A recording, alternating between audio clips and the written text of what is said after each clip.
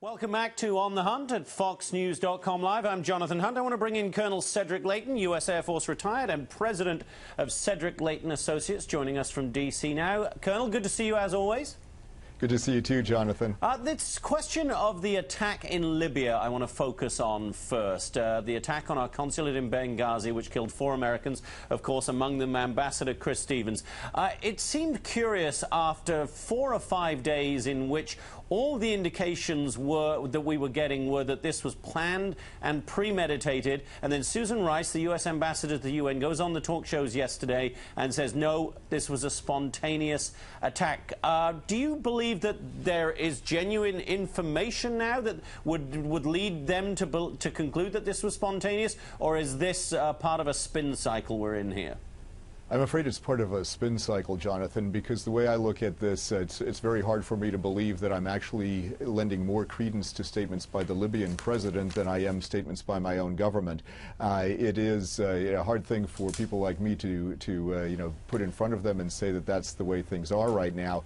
But when you look at the mechanics of the attack, you look at the fact that they used a rocket-propelled grenade, that they actually attacked the safe house that was used by the consulate in Benghazi, and of course seemed to know that the ambassador was there. All of that leads me to believe that they had very, very good intelligence, that they knew exactly what they were doing, and that they were going to do it in a very, very direct and targeted fashion. And given all of those things, that shows what we would call true intelligence preparation of the battle space.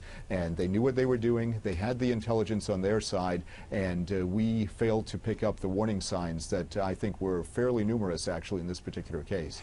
From your experience, Colonel, do you think the security was lacking there? It does seem slightly odd that on the anniversary of 9/11, an ambassador in a country like Libya was traveling with just 2 Navy SEALs, not to diminish the skills of those heroic Navy SEALs, but one would imagine it was perhaps not the best day to be on the road, and he would have been better in the actual embassy in Tripoli rather than at the consulate in Benghazi.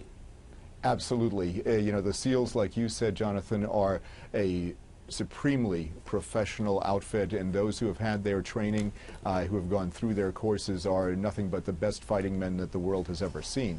But the problem that you have is that even people with that skill set cannot do anything against a mob that is bent on doing the things that that mob did, and when that mob is being used as a cover for other activities, which I think is the case in this situation, then you have a situation where they are basically helpless. No matter how good they are and no matter how good their training is, they are basically 3 or 4 people out there that are designed to protect the ambassador, and the ambassador himself cannot defend himself either. And in fact, the thing that bothers me most about this was that the ambassador was absent from the protection of the SEALs and others for a very long period of time, 2 to several hours. And that is just something that should not happen. It should never have happened. And unfortunately, I believe that something went terribly wrong in terms of the protective detail and in terms of the way in which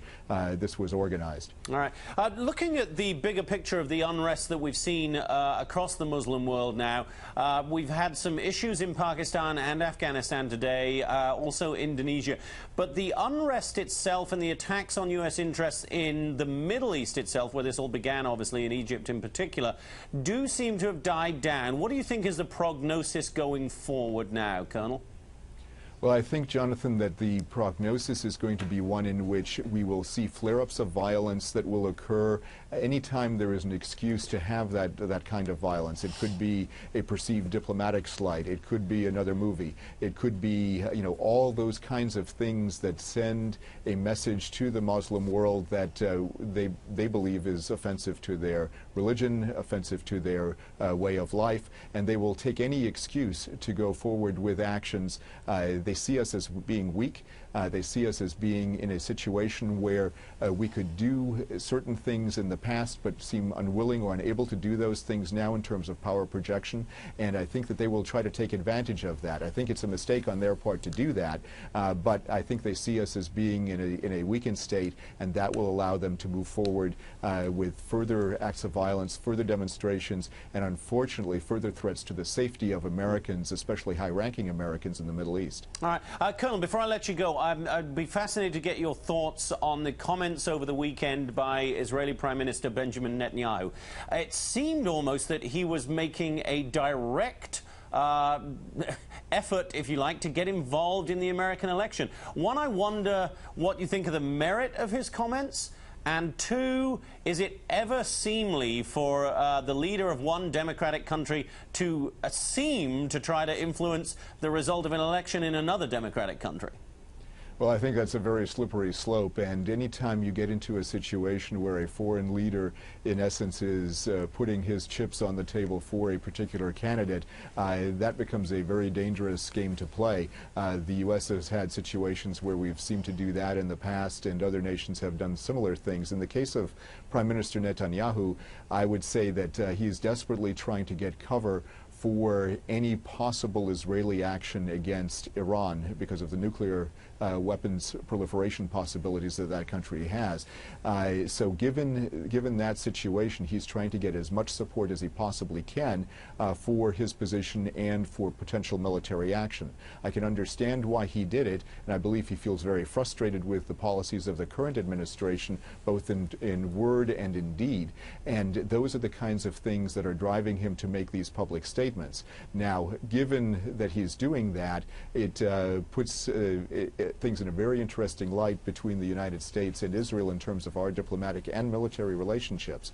But the thing that the United States has to be careful with is being drug into a situation that would inevitably lead to a shooting war over the Iranian nuclear situation. And that is something that we have to be very, very careful with. It's one thing to go and do it. It's another thing to be prepared to do it. And you don't want a pre-World War I-like scenario where all of a sudden you have all of the countries on an autopilot going in and starting to invade each other's areas because of alliances and because of things that, like railroad timetables, in this case timetables for an attack, that would create a significant danger and a significant security risk for the U.S. and for the greater Middle East. These are certainly very volatile times, and we're very glad to have you to guide us through some of the issues here. Colonel Cedric Leighton, U.S. Air Force, and President of Cedric Leighton Associates. Thanks so much, Colonel. Great to see you as always. Great to see you too, Jonathan. Thanks again. All right, that is it.